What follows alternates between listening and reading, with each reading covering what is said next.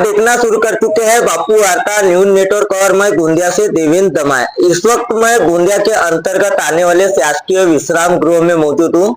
आज जैसे कि मैं आपको बताना चाहूंगा, अखिल भारतीय ओबीसी बहुजन महासंघ की ओर से आज जो है अहम बैठक बुलाई गई थी।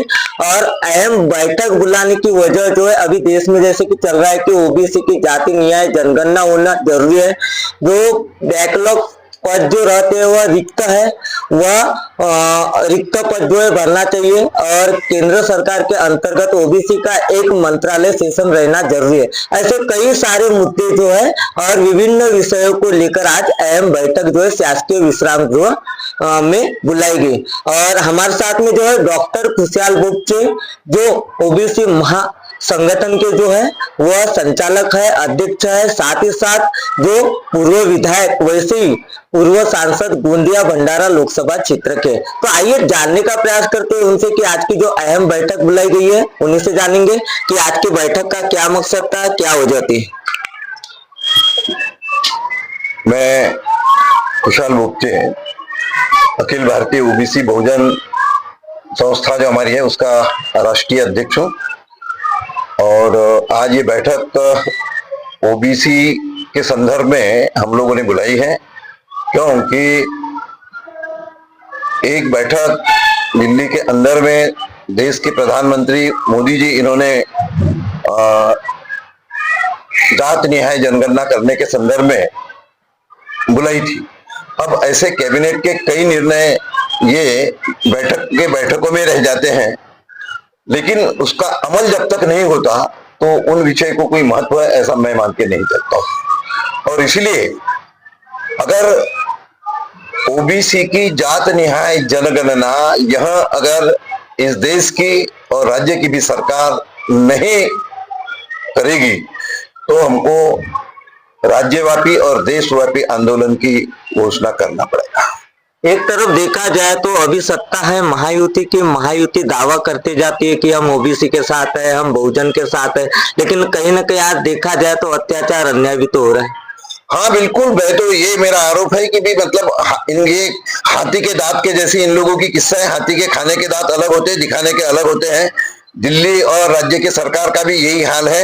यहाँ पर ये हमेशा छत्रपति शिवाजी महाराज के नाम पर राज्य करने की बात करते हैं और उनके विचारों को विपरीत वैसे ही बाबा साहब के संविधान की बात करेंगे, संविधान को हम सम्मान करेंगे ये कहते हैं, लेकिन उनके ही ओर से आज संविधान की धज्जियां किस प्रकार से राज्य में भी और देश में उड़ रही है। तो इन सारे बातों के ऊपर चर्चा करने के लिए ये हमारी बैठक है। और इस बैठकों के माध्यम से जात न्याय जनगणना ये हमारा प्रमुख मुद्दा है। ओबीसी के आरक्षण को किसी भी प्रकार का धक्का ये राज्य के सरकार ने नहीं लगाना चाहिए। बाकी वो क्या करते हैं उनसे हमको कुछ लेना देना नहीं है।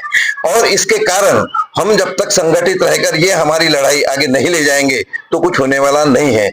हम कंटिन्यू ये कई सालों से ये मांग करते आ रहे हैं कि भी 27% आरक्षण ये भी पर्याप्त है ऐसा मैं मान के इसलिए नहीं चलता हूं कि जितनी जिसकी संख्या भारी उतनी उसकी भागीदारी, ये बाबा साहब जी ने हमको दिया हुआ घोष वाक्य है। और इसके कारण ये अगर घोष वाक्य को या ये बाबा साहब की बात को या संविधान की बात को ये रखना चाहते होंगे या हम मानते हैं तो सबसे पहले तो इन लोगों ने जात न्याय जनगणना करना चाहिए। और वो जब तक के नहीं होगा तब तक के हम किसी भी कोर्ट में जीत नहीं सकते, क्योंकि कोर्ट को पुरावा चाहिए। और कोर्ट को अगर पुरावा चाहिए तो जैसे महाराष्ट्र के अंदर में आज हमारे मुख्यमंत्री जी देवेंद्र जी ये कहते हैं कि भी मैंने आरक्षण दिया था इन्होंने खेला। तो मैं ये पूछना चाहता हूं कि भी एक राजकीय आरक्षण वो भी खाली मतलब ग्राम पंचायत, पंचायत समिति, जिला परिषद इतने सीमित दायरे तक के था, उसके अगेंस्ट में कौन गया कोर्ट में? ये लोग गए ना। और इनने कहा था कि भी जब मैं सीएम बन जाऊंगा तो मैं 2 दिन में करूंगा। तो तब तो आप 5 साल सीएम रहे, उसके बाद में डिप्टी सीएम रहे, अभी आप खुद सीएम है। तो एक बात तो समझ में ये आती नहीं कि जब आप चेयर पे रहते हो तब आप कोर्ट को दिखाते हो और आप चेयर से बाहर जाते हो तो चेयर को मतलब निशाना बनाते हो।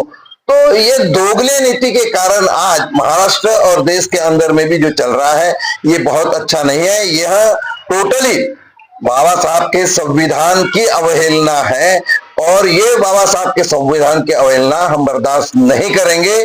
और इसके लिए ओबीसी एससी एसटी, इन तीनों लोगों को इकट्ठा आना पड़ेगा।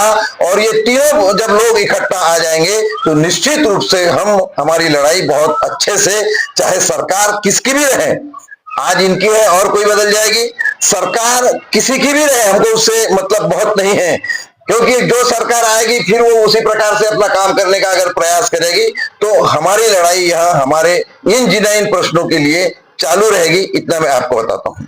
क्या बताओगे, एक तरफ देखा जाए तो सरकार कहती है कि हमने नौकरी दी, ये दी, वो दी, बहुत सारी चीजें आती है, लेकिन आज कहीं ना कहीं देखा जाए तो कई सारे पद जो है वह रिक्त है। मेरा नाम गोपाल ऋषिकर, भारतीय राष्ट्रीय संयुक्त मोर्चा का मैं राष्ट्रीय संयोजक हूँ।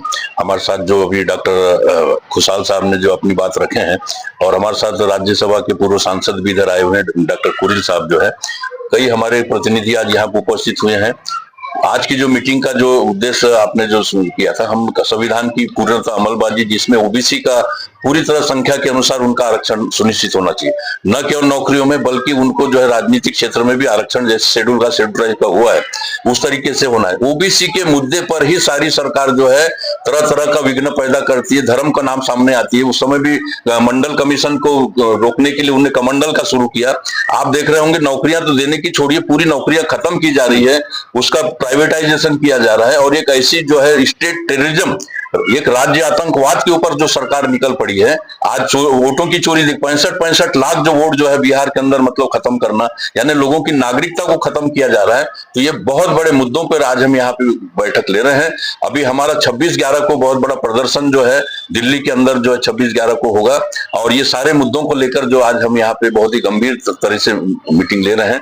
इसका यह है कि नौकरी जो देगा रोजगार, उसकी बनेगी सरकार। न्यूनतम 30,000 रुपए का रोजगार सबको गरीबों को देना होगा। उसके बाद में जो मतलब जो जरूरतमंद नहीं है उनको आप बिजनेस कर रहे हैं, बिजनेस वालों को हम थोड़ी बोलते हैं, लेकिन जिनकी जरूरत है, schedule caste, schedule tribe, OBC के लोगों को बिल्कुल निहायत सरकारी रोजगार चाहिए। वो प्राइवेटाइजेशन में उनको गुलाम बनाया जा रहा है, और ये गुलाम बनाने की प्रथा जो है ये निजीकरण के द्वारा की जा रही है। और इसलिए हम कहना चाहते हैं कि आज की जो मीटिंग है उसमें हमारे जो आज के कार्यक्रम की जो अध्यक्षता कर रहे हैं डॉक्टर खुशहाल बोपचे जी, तो इनका जो योगदान पूरे भारत भर में बहुत ही ओबीसी के लिए एक निष्रूप, मतलब जिसको कहते हैं कि बिना किसी के मतलब सरकारी सहयोग के बिना ये चल रहा है।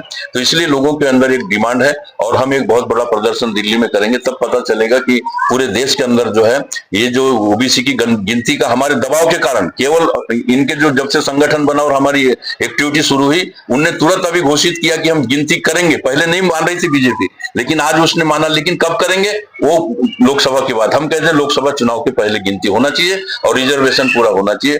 बहुत बहुत धन्यवाद आपके चैनल को, सभी हमारे साथियों की तरफ से शुक्रिया अदा आपका। क्या बताऊंगा आप, एक तरफ ओबीसी की जनगणना यदि अगर होती है और होने के बाद में क्या कहीं ना कहीं जो इसका असर पूरे भारत में गिरेगा? देखिए, ये जो मुद्दा है, जैसा माननीय सांसद जी ने, बोपचे जी ने कहा, माननीय ऋषिकर भारती जी ने कहा, मैं इस पूरे मुद्दे को कई सालों से स्टडी कर रहा हूं, और मुझे एक बात समझ में आई है कि इसमें दो प्रश्न हैं, नीति का और नियत का। नीति बनाने को तैयार नहीं है क्योंकि इनकी जो नियत है उसमें खोट है। नीति बनाना किसी भी सरकार के लिए, कोई भी नीति बनाना कोई मुश्किल काम नहीं है, और उसको इम्प्लीमेंट करना वो भी कोई मुश्किल काम नहीं है। देखिए, अगर जब नियत में ही खोट हो तो फिर ये मामला इतने सालों से अटका पड़ा है, और आगे कब तक अटका पड़ा रहेगा ये कहना मुश्किल है। तो इसके लिए मैं अपने व्यक्तिगत तौर पर, बोपचे साहब है, ऋषिकर भारती, और हमारे जो भी लाइक माइंडेड संगठन है देश भर में, एससी के हों, एसटी के हों, ओबीसी के हों, इवन माइनॉरिटीज के भी हों, क्योंकि ये मुद्दा सिर्फ आरक्षण का तो है, कोर मुद्दा है, जनगणना का है, ओबीसी जनगणना का है, लेकिन ये जो पूरा दबाव जब तक सरकार के ऊपर नहीं बनेगा, एक सर्वांगीण दबाव हमें बनाना पड़ेगा।